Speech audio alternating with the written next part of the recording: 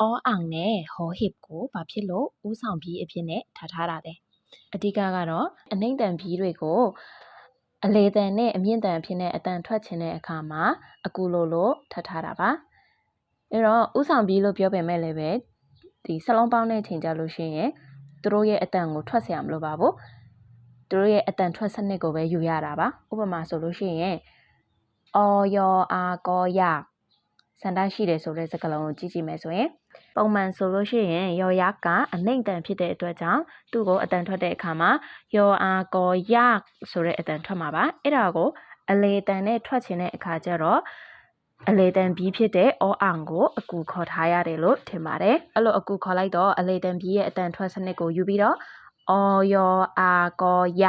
ဆိုတဲ့အတန်ဖြစ်သွားတာပါဆိုတော့အောအောင်ရဲ့ဦးဆောင်မှုနောက်မှာလိုက်တဲ့စကားလုံးကတော့ယောယာတစ်ခုပဲရှိပါတယ်ဒါဆိုရင် hall hip ကိုကြည့်ရအောင်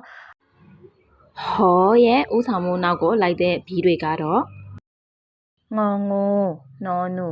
ยอยักษ์ลอลิงยอหญิงมอม้ารอเรือวอแหวนဆိုတဲ့အနှိမ့်တန်တွေဖြစ်ပါတယ်သူတို့လည်းအောအောင်နဲ့သဘောတရားအတူတူပါပဲအနှိမ့်တန်နဲ့စလုံးပေါင်းခြင်းနဲ့ဒါပေမဲ့အတန်ထွက်ကကြတော့အမြင့်တန်ထွက်ခြင်းတဲ့အခါမှာhall hip ဆိုတဲ့အမြင့်တန်ကိုယူပြီးတော့မှအရှိမထားလိုက်ပြီးတော့သူရဲ့အတန်ထွက်စနစ်ကိုယူသုံးတာပါဥပမာဆိုရင် hall no i ni မှာကြည့်မယ်ဆိုရင် no i ni